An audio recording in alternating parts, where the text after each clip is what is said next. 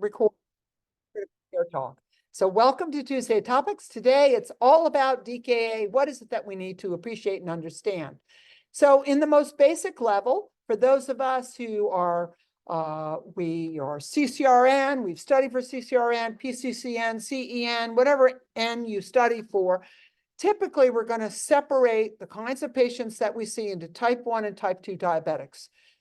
Not going to always play that way, always plays that way on a test because the test isn't real life, does not play that way in real life. That's really, really important. But for just a generic evaluation, what we say is a type 1 diabetic, typically that patient is insulin deficient. What that means is they don't have, what I'm showing you here is, this is glucose. You should see some insulin, that might be green or something else in another visual, but there's no insulin. So I have glucose goes to the cell, and on the wall of the cell, there are cell doors, and those cell doors must open for glucose to get into the cell. The thing that opens those receptor sites to allow glucose in the cell, that's insulin. Insulin's the key that unlocks the cell. So with type 1 diabetics, they are insulin deficient. They are not able to unlock the receptors. So glucose goes towards the cell and then back into the serum, towards the cell and back into the serum. That's really important. They don't produce enough insulin. They don't have insulin that allows them to unlock receptors. Glucose cannot enter the cell, but it re-enters the bloodstream. But what's really important for us to understand, appreciate, you don't have to be an expert, you just have to appreciate that a type 1 diabetic also doesn't have enough insulin to store excess glucose into a nice storage, which is called glycogen. Your patient cannot store excess glucose as glycogen. And their glucose can't get into the cell. So they got two problems. They don't have stored glucose as glycogen, and their glucose can't get into the cell. Those are the two problems for these diabetics, typically type 1, who actually go into ketosis. The reason they go into ketosis is despite the fact that they have glucose in their blood, that glucose can't get into the cell. The cell continues to communicate, I'm hungry. You release glucagon. Glucagon first breaks down stored glycogen, of which you have none, and then it goes to breaking down proteins and fats. So when a type 1 diabetic might have a glucose of 450 or 500 in the serum, but when you see that, you say, oh, that glucose isn't getting into the cell, because if it could get into the cell, it wouldn't be in the serum, it would be in the cell. And if you see that that patient also has ketosis, and the way that we evaluate that generically, clinically, acceptably by endocrinology associations worldwide is by looking at the anion gap. So a patient who has hyperglycemia with a wide anion gap, metabolic acidosis, hyperglycemia plus wide anion gap, we're going to assume that that patient is in DKA. Now, DKA happens most to type 1 diabetics, but those are not the only people who get DKA. You got to get rid of that. So on a test, it's always going to be explicit. Type 1's in crisis, DKA, type 2's in crisis, HHS, but it's just not so in the real world. In the real world, any kind of diabetic person, type 1, type 2, situational, and even euglycemic, normal glucose, could be in DKA. DKA is evaluated by us in the presence of an excess glucose with a wide anion gap as diabetic ketoacidosis. If you're euglycemic, you're going to have a relatively normal glucose, but you have a wide anion gap. And in that case, you actually have to evaluate the presence of ketones, and you do that with beta hydroxybutyric acid levels. Okay, that's your type 1 diabetic. So I love this visual. I think it makes things so clear. Generally, in type 1 diabetes, in the absence of insulin, it means that the processes of lipolysis, breaking down fat, glycogenolysis, making glucose from non-glucose product, releasing glucose from your liver and your pancreas, and gluconeogenesis, making glucose from non-glucose products. In type 1 diabetics, in stress, this is what rules. Lipolysis, glycogenolysis, gluconeogenesis. The glucose for the patient goes up. but because their cells are hungry, but in order for that glucose to go up, you're going to rely heavily on the breakdown of fats. And that is what gives you ketones in your blood. So when we talk about people taking Ozempic for weight loss, or we talk about people being on a keto diet, what you're actually talking about is enhanced lipolysis, which then releases free fatty acids and ketones. So ketones go up, acid levels go up, anion gap widens because of lipolysis. So some folks believe, and I think even a lot of physicians, I'm sorry, I'm just bringing a chair over here because I have a kind of a bad knee injury and I've been kind of on my feet all day. So I'm just going to put that up. Hopefully you can still see me. Yes. Okay, great. And so when you talk about people like taking Ozempic or Jardiance or some other agent like that to promote weight loss, what they're doing is actually forcing ketosis. And that's what's happening. We don't really know what the long-term effect is going to be. I'm going to tell you, I think you should be really cautious if that's what you're thinking about doing to lose weight, because it's a really bad thing to do. And it really can hurt you terribly. Okay, because now you're in ketosis all the time. Ketone diet, same thing. You're in ketosis all the time because you're in lipolysis. You're not feeding yourself simple carbohydrates, any simple fuel. Takes about 2.5 weeks. If you are strongly on a ketone diet, you have to take all carbohydrates out, all simple, all complex, only eating protein and fat. And it takes about 2 weeks to go into lipolysis. If you take Ozempic, you're going to go into lipolysis pretty early. Okay, so that's really important. The other type of diabetic, that's the diabetic who is insulin resistant. So here you're going to see insulin is the red, black is the glucose, and these little kind of dark gray boxes are on the cellular wall. Those are the receptors. Pure type 2 diabetics, they have some insulin. They may not have enough insulin, but what their real problem is that these little receptor sites that are embedded in the cellular wall, those receptor sites are insulin resistant. So even though they have insulin, even though it might not be enough, they have insulin, but the insulin can't unlock the wall of the cell because the receptors are resistant. Now, you can overcome that by giving more insulin. You also can overcome that by giving agents like metformin that enhance the receptor activity. That's really what we do. But here's the big difference. Remember that type 1 diabetic? He doesn't have insulin to transport glucose into the cell, doesn't have enough insulin to store excess glucose as glycogen, which is an easily adaptable fuel. And he has to go in crisis, he goes straight to lipolysis and proteolysis to yield more glucose. And now your patient is breaking down proteins, which is worrisome. But what you're really looking at is the patient is breaking down fats, which yields ketones, which promotes a wide anion gap and makes the patient be in number one cause really of metabolic acidosis is DKA. In the type 2 diabetic, they have some insulin. What they also have is resistant receptors and reduction of receptors embedded in the cellular wall. So even though they have some insulin, the receptor sites are not responsive. But by the way, because they have some insulin, they store excess glucose as glycogen. Oh my God, they store excess glucose as glycogen. So that's really significant because they have an easily usable source for glucose. So let me summarize. Type 1, type 2, cells are starving. Type 1 in crisis goes directly to break down lipids and proteins and yields ketosis. Type 2 in crisis has stored glucose, goes directly to the stored glucose and breaks that stored glucose down. Typically doesn't have to go to proteolysis or lipolysis if you're a type 2 diabetic. Now I'm really simplifying this. It's diabetes and insulin resistance and insulin failure. These are all very complex things. I'm simplifying them in a way that I hope is meaningful because it helps us to appreciate and understand this. Our focus today is really to talk about DKA. So when we talk about DKA, typically what your expectation to see, okay, this says 11.1 millimoles, but that's greater than like 190. We use 190. Okay, so this is someone else's picture, fantastic, but it's a European picture. Hyperglycemia, blood glucose greater than 190. Usually greater than 200, but doesn't have to be. Okay, 190, 200, a little bit higher. Ketosis, ketones are present in the blood, the urine, but, and that confers a metabolic acidosis because you're yielding hydrogen ion and you have these ketones, they've yield acid. And so the pH may be less than 7.3 and the bicarb typically less than 15.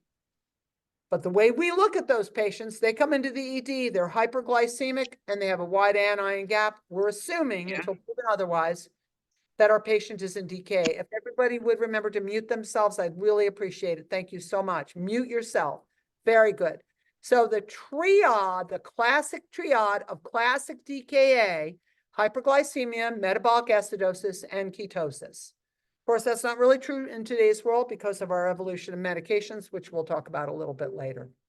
Okay, so really important to remember what the principles of insulin management are. In DKA, your number one concern, absolutely number one concern, is that the patient is in ketosis and he has a wide anion gap. That's what you're worried about. Their glucose might be up, their glucose might be down. If the glucose is up, you're going to adjust insulin to control the glucose. And as soon as the glucose comes down below 250, you've got to add in a glucose source. So I want to make sure everybody is appreciating what I'm saying to you. What I'm saying to you is that in a patient who has diabetes, you have to make them hyperglycemic so you can match their hyperglycemia with insulin so that you can transport their glucose into the cell with insulin until they no longer are ketotic. That is critical, and it's one of the biggest failures in insulin management of DKA patients. People do not understand this, and it's quite, I'm so sorry, I'm just trying to get my knee comfortable. Okay, it's quite worrisome because people don't understand. When I put a DKA patient on an insulin drip, when their glucose goes below 250, I'm going to add in D10. I'm going to make them hyperglycemic, and then I'm going to adjust the insulin to control the hyperglycemia because I've got to give them fuel to transport into the cell because they don't have good storage fuel, which is glycogen. So I make them hyperglycemic with D10, and I adjust insulin to transport that glucose into the cell until ketosis is gone. And when ketosis is gone, I'm coming off the continuous IV insulin. That is really, really important, my friends. Really important. So my patient comes in, he has a glucose of 450. He has an anion gap of 24. I start him on insulin. I'm titrating up on the insulin. His blood glucose drops below 250, but he still has an anion gap of 21. I'm going to hang D10. I'm going to start D10 typically for me and the way our protocols are written at Grady. If your glucose is below 250, you start on D10 at 75 mLs per hour. That we make it really simple. If your glucose drops below 150, you increase your D10 or you start your D10 either way at 150 an hour. So D10 75, if you're less than 250, D10 150 milligrams an hour, 150. And we're just looking at our drip rates. That's all we're doing. We're going to make that patient have a higher glucose. So now we can increase the insulin and transport the glucose into the cell to stop lipolysis or ketosis. That's our goal. In a DKA patient, our goal is to stop ketosis. You are not successful until ketosis is stopped. Once ketosis is stopped, it's not worthwhile. It's useless. It's very time-consuming and dangerous to keep your patients on a continuous IV insulin drip. They should transfer over to long-acting sliding scale. Your purpose with IV insulin in a DKA patient is to treat ketosis. When ketosis is gone and we look at the anion gap for that, stop giving continuous IV insulin. Every other kind of hyperglycemia that comes to the hospital, and there's a lot of them, situational,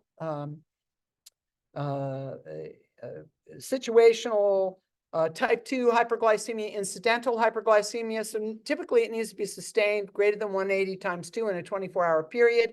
You're going to go on continuous IV insulin as well. Now, you don't have DKA. You don't have a wide anion gap. You don't have ketosis.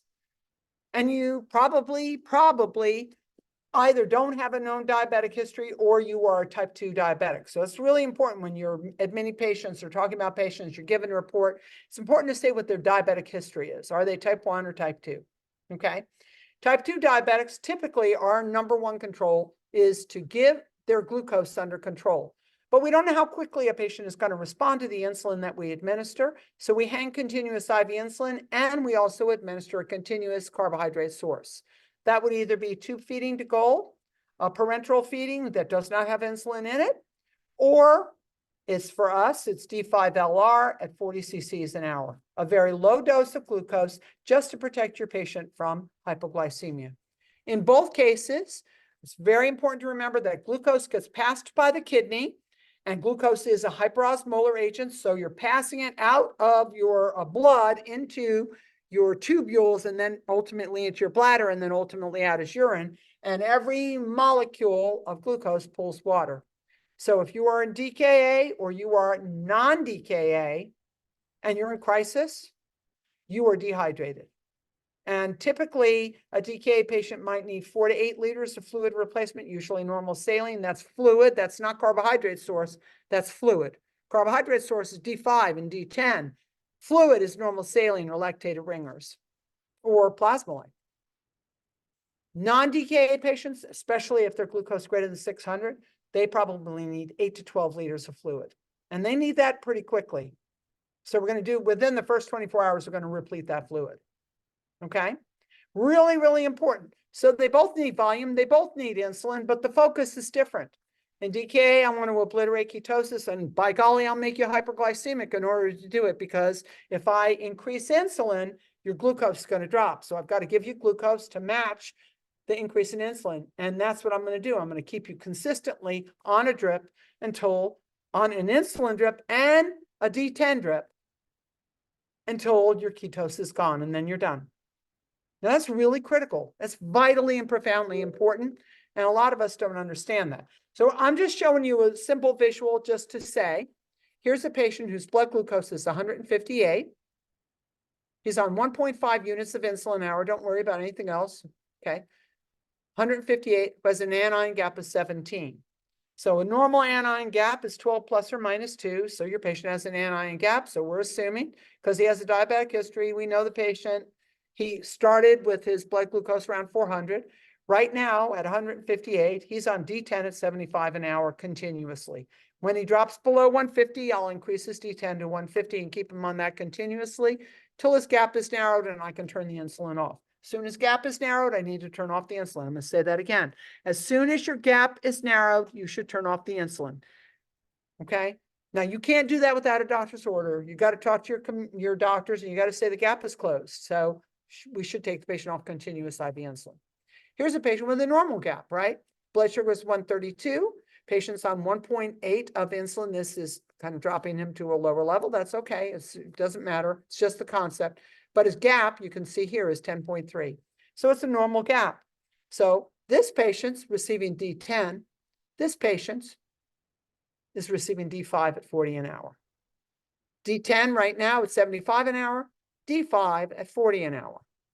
Because he doesn't have ketosis, so I'm just going to give him a constant carbohydrate source, and that's it. So really profoundly important.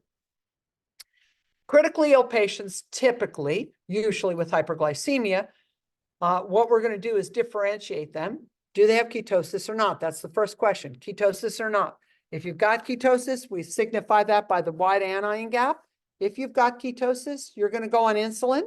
I'm going to adjust insulin to control your glucose, and then I'm going to give you D10 to give you more glucose. Typically, these patients in DKA, they're dehydrated. Their blood is hyperosmolar, it's hyperconcentrated, and their glucose is high, but usually less than 600. They might have a change in level of consciousness that's typically related, most particularly related to the fact that they're very dehydrated, or can be pretty dehydrated, and they don't look like they're hypokalemic because their potassium is in the serum. It's moved out of the cell. Potassium exchanges for the metabolic acid hydrogen. So potassium in the blood goes up, but potassium in the cell goes down. And as soon as you treat them with insulin and fluid, their potassium is going to plummet. So you got to be really aware of that.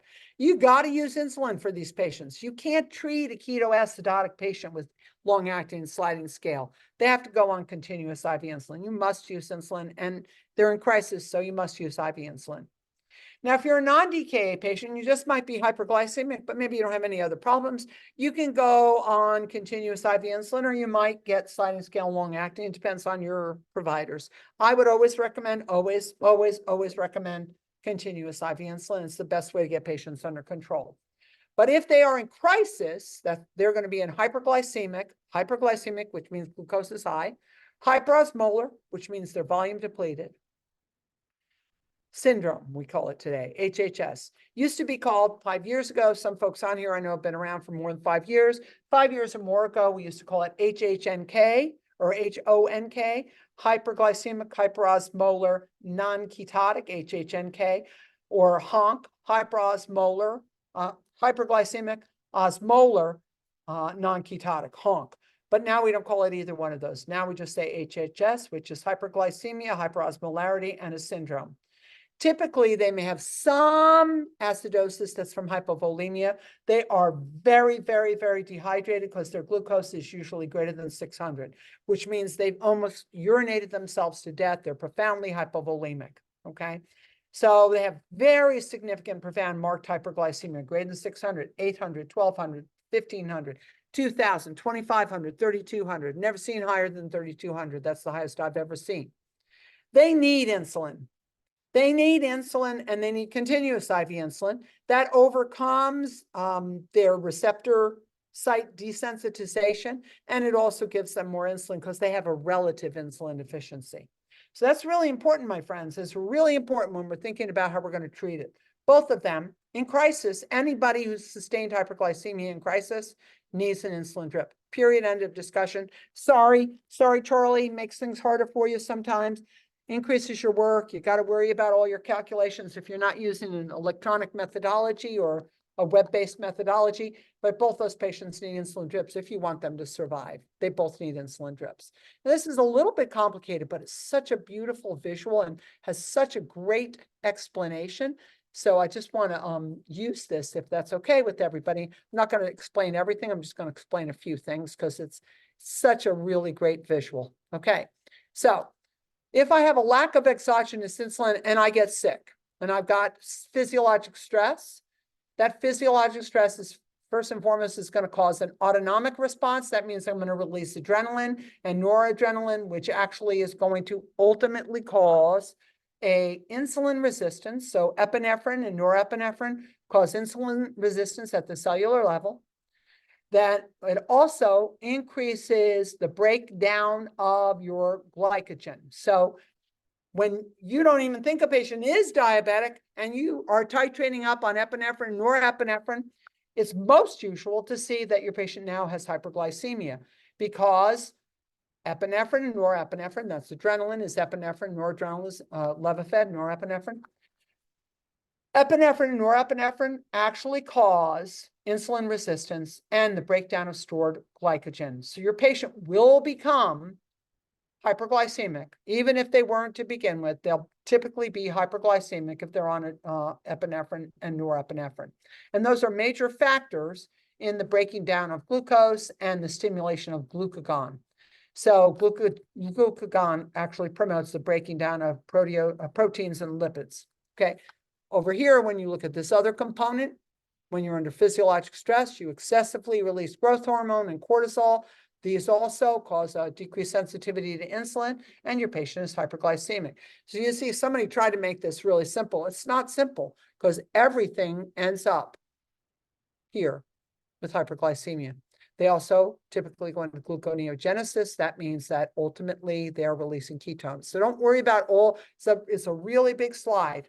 I just want you to appreciate and understand patients under physiologic stress can be hyperglycemic whether or not they're diabetic.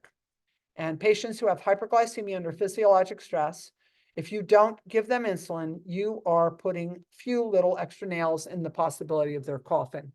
Doesn't matter whether they're diabetic or not, under physiologic stress, and in particular with the instrumentation of epinephrine, norepinephrine, those patients need continuous IV insulin.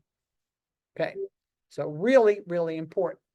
Now, just want to actually talk about these different types of diabetics. Remember, type 1 and stress at risk for DKA, very significant. Here are things you can do as an outpatient. We're not worried about that. We're really talking about our patients, right? Type 1s under stress are at risk for DKA.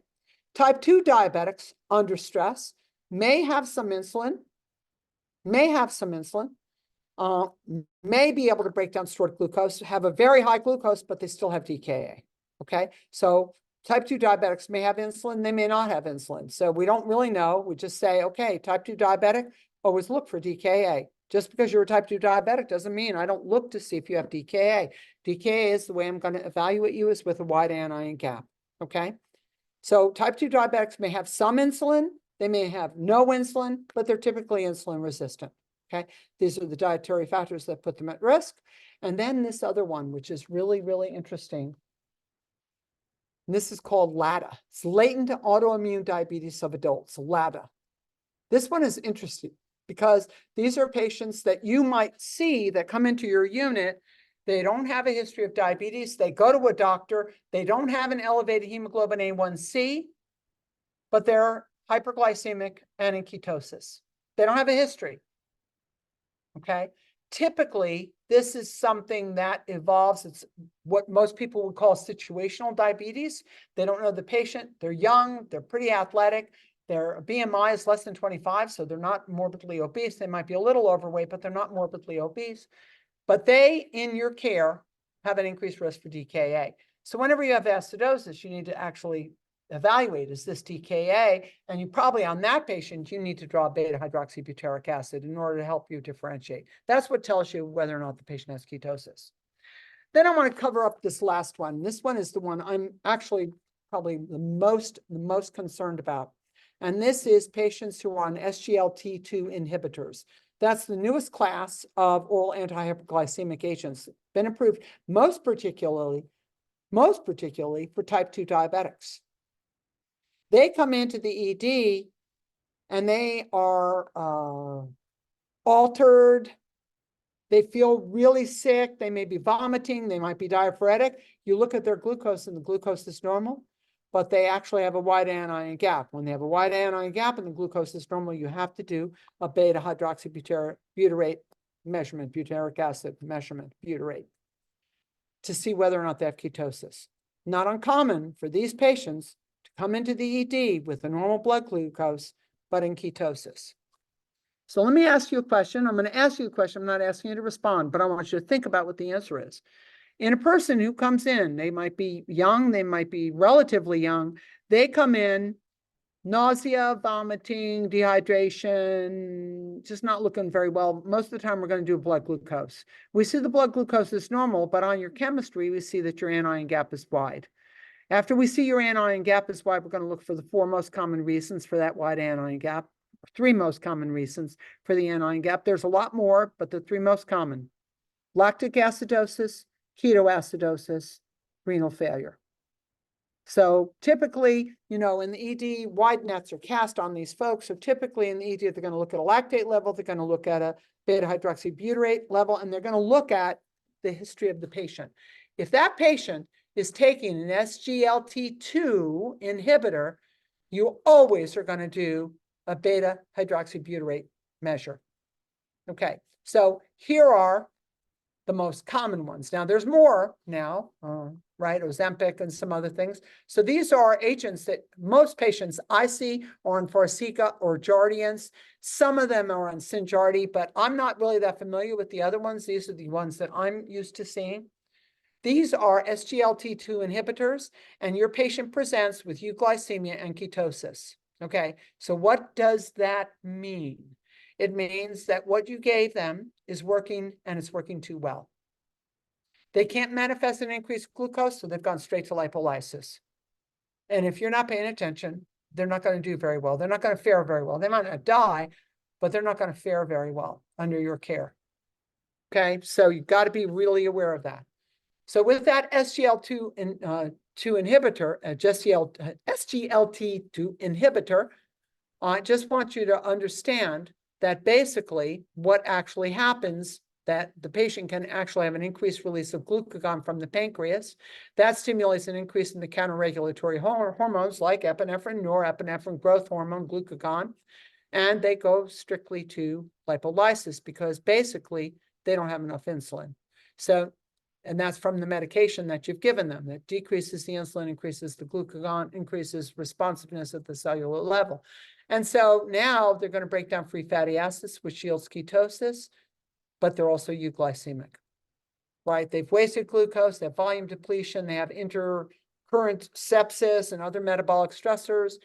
So they're euglycemic, but they have ketosis. That's known as EDKA. It's probably the most concerning class of patients we've ever seen, because if everybody is not really knowledgeable about this, they do not look for ketosis, even though your patient has a wide anion gap. They might assume that it's hypovolemia. Well, that's okay. You can give some volume repletion, but they're still going to be ketotic. So if you have metabolic acidosis that's resistant to volume, you might think, oh, this might be ketosis. And is this patient on any medication at home that we weren't thinking about?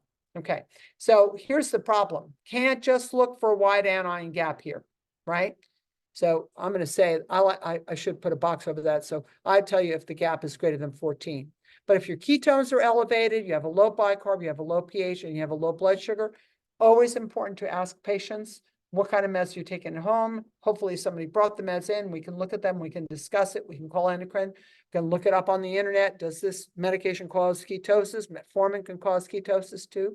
So very, very important for us to evaluate our patient with wide open eyes, because most of the time we're just hoping that patients have a blood glucose that's elevated. But a big class of patients now have euglycemic DKA. So you can have ketoacidosis for lots of things, right? You can have ketoacidosis because you have ketones, not necessarily acid, not necessarily acetone. Oftentimes, patients will have ketosis and lactic acid.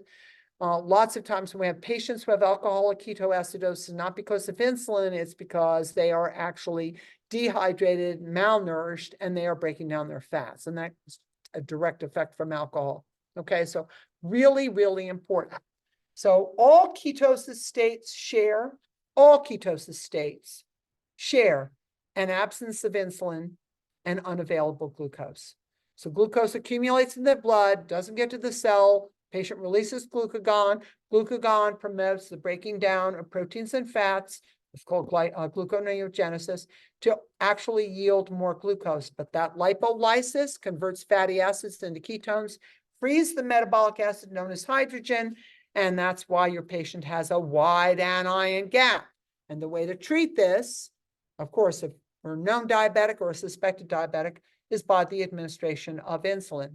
Insulin will transport glucose into the cell. Once glucose goes into the cell, the call for glucose reduces the cellular demand. I don't need any more glucose. Stop sending out glucagon, and now you will start to actually synthesize your protein, your fat. When you don't have insulin, you're driven by glucagon, such as the DKA patient, they live by protein and fat breakdown.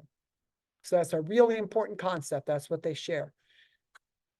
Lots of things cause ketosis. Obviously, if you're at risk because you're a type 1 or type 2 diabetic, if you are receiving medications that promote insulin resistance, there's lots of medications that do that. Also stress, surgery, illness, infection can promote insulin resistance. Drinking too much alcohol, taking too much aspirin can all increase ketosis. But what's really important for us to remember is you might have been a patient who was well under control all the time, and now all of a sudden you are completely out of control. You're hyperglycemic and ketotic, and that typically occurs because of a life event, like a stroke or an MI or a traumatic injury. It can occur because of the medications that you take. So here's the thing. Take-home points are all hyperglycemic patients need fluid and cautious electrolyte replacement. Okay? Starvation ketoacidosis, alcoholic ketoacidosis, typically we don't use insulin. We can. Typically, all they need is glucose because their problem is not an innate endogenous insulin deficiency. It's that they're starving or that they're an alcoholic ketoacidosis because they haven't had nutritional support. So typically, starving or malnourished patients will respond just to glucose. We give glucose, ketosis goes away. But if it's really advanced or really profound, they may need insulin. DKA patients must have insulin, must have insulin, must have insulin, and you must give them glucose. And sometimes that glucose level is going to be high in order to make them hyperglycemic, to give them the glucose that can marry the insulin to go to the cell. It's like, why did the little old lady who swallowed a fly, I don't know why she swallowed a fly, perhaps she'll die. So the same thing here with DKA is you're hyperglycemic, but that glucose is in the serum. It's not in the blood, not in the cell. So always really important to remember, my one point for sure is that I say glucose in the serum is not glucose in the cell. I'm hyperglycemic in the blood, hypoglycemic in the cell. You will not be hyperglycemic in general. Your serum will not be elevated unless your cells are not getting your glucose. So that's really, really important for us to remember. Okay. So lots of things that I want to say, lots of things that I think are really important. But most important, I think, would be to just really review this like from a case study perspective. So click to exit. Okay, sorry about that. I want to do that and come back up here. Okay, so here's the thing that I'd want to say. So you're welcome now. There's just a few people. So go ahead and unmute yourself. And I'm just going to give you a couple of cases and you're going to tell me what the patient has.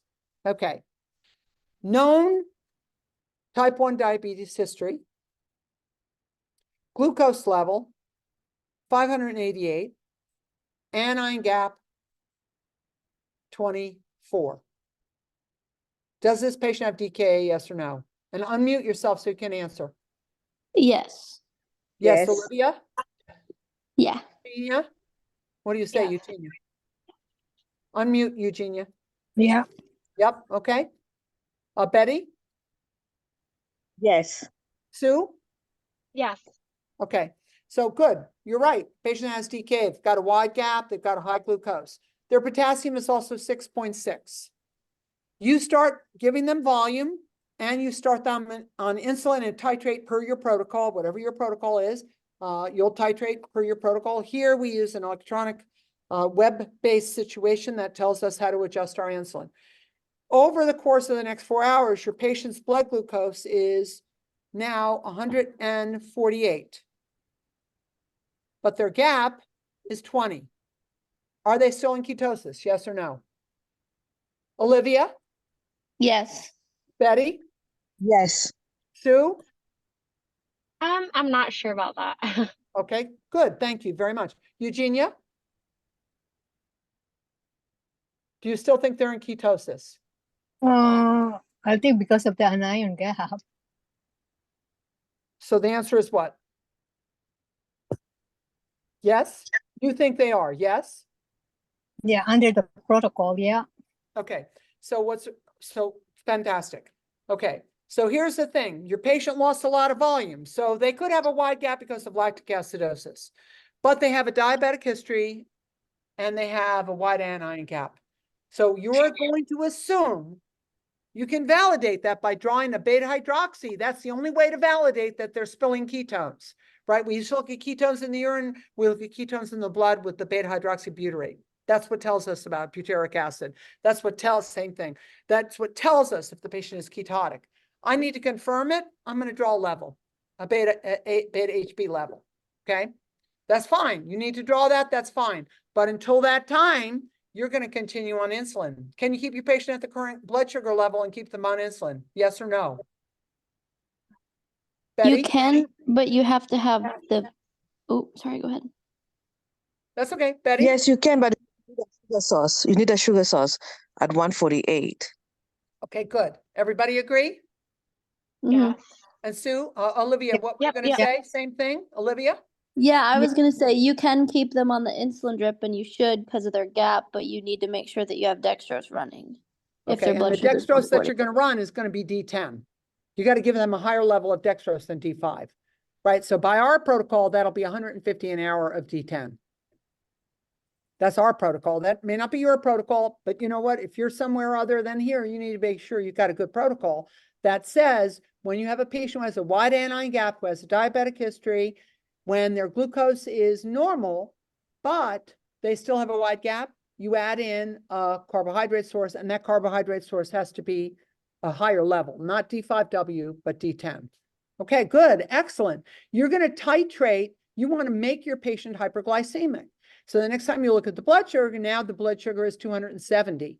Okay, well, you did just what you wanted. Now you adjust your insulin. And each time you measure the patient, you're adjusting the insulin, and you're going to adjust the insulin until the gap closes. When the gap closes, stop doing continuous IV insulin, continuous dextrose. Why do you want to be giving patients continuous drips when you don't need to? So as soon as the gap closes, you're going to stop. Awesome. Okay, next patient. Next patient has a blood glucose in the emergency department of 1400. The potassium is 6.8. The normal osmolar level is normally, depending on your lab, 280 to 300, but the osmolar level of your patient's blood is 350, which means he's really concentrated. He is also really dehydrated. Okay, so I think I said his glucose, I have to say it again, around 1400. His potassium is around 6.6, and his osmolarity is 350. He does not have a known diabetic history, which doesn't mean he doesn't have diabetes. He just doesn't have a known history, but he's profoundly hyperglycemic. Now, naturally, and on a test, the answer would be this patient's an HHS because of his high glucose. But we see a lot of patients who have hyperglycemia with a wide anion gap from ketosis. So don't rule ketosis out. Look at the anion gap. Give volume resuscitation while you're titrating your patient down, because you've got a really long time before he comes down to a level where you have to worry about giving a big, strong glucose source, right? You're going to start him on D5 LR, D5 normal, because he's got to have a little bit. That's like 10 grams of 10 grams of sugar. It's really small. It's a very small, 1 gram of sugar. I'm sorry, really small amount. It's just a protection. Titrate your insulin, give fluid. When your potassium drops below 5 or 4.5, administer potassium. He needs potassium because he's wasted a lot. And then keep looking at your gap. So you volume resuscitated. And over 24 hours, your patient's glucose has come from 1400 down to 230. He got 3 or 4 or 5 liters of volume. You feel like he's volume resuscitated. He's no longer volume responsive, but his gap is 21. At this point, are you assuming he's ketotic? I'm going to say yes. I would say yes. Good. Sue, same? Yeah, I think so too. Okay, we say it's ketotic. So what are we going to do? Want to keep him on insulin, but now we're going to add in an ultra carbohydrate source, D10. Fantastic. Fantastic. I think one of the single biggest failures in the management of patients is not understanding the presence of ketosis. That ketosis can present with a mildly elevated glucose, a significantly elevated glucose. It can also present with a normal glucose. When you have ketosis, your therapeutic approach is to administer insulin and give the patient carbohydrates so that they no longer have to break down fats for fuels. When they break down fats, they're yielding ketones. When they stop breaking down fats, they stop yielding ketones. That's why when we talk about the management of the DKA patient, we're always concerned about their anion gap. We're always concerned that they stay on continuous IV insulin, and we're always concerned that they get a good carbohydrate source to help them. That takes me to the end of today. A nice short day, probably about 40 minutes. I'm not sure. I'm not looking at the clock. I'm just talking. But I want to ask if there's any questions. I have a question. Could Excellent. you explain beta hydroxybutyrate? Like, what is that and what is its correlation to the ketosis? It is the form of acid that is released when you're breaking down your fats. So it is the direct relational acid for ketosis. So that's like the way to confirm that someone's in ketosis. That's the best way to confirm. We assume it by, here's what we do really clinically. We assume it by anion gap plus hyperglycemia, or we assume it by anion gap plus history of diabetes. If you don't have hyperglycemia, so you're euglycemic, and you might not have a history of diabetes, and you're hyperglycemic, but you're ketotic, but you don't have, or you're normal glycemic, but you're ketotic, we always will need, if you're euglycemic with a wide anion gap, or hyperglycemic with a wide anion gap, typically, if you're not a type 1 diabetic, we're going to still need to draw a beta hydroxybutyrate, BHB. We're going to draw a BHB level because we need confirmation. If you're a type 1 diabetic, mildly hyperglycemic with a wide anion gap, we assume that's ketosis till proven otherwise. For any other patient, we're not going to assume ketosis without confirmation. Okay, that makes sense. Thank you. You're very welcome. Any other questions, my friends? No? Well, I thank you so much for joining today. Tomorrow, we're going to have a case representation of a patient with a type A and B aortic dissection who was a patient in our CVICU here at Grady. Tomorrow will be a really interesting day, great case study. And of course, I'm always open to any suggestions or requests for things that you would like for our virtual talks on Tuesday and Wednesday. Thank you so much for joining today. Thank you for your questions. Thank you for your time. And thank you for taking good care of patients everywhere. We really always appreciate that. Think that's a really important thing. Hopefully, I can contribute to helping you have a better understanding of the care for your patients. I'm going to say good night. Thank you. Goodbye for now. Thank you. You.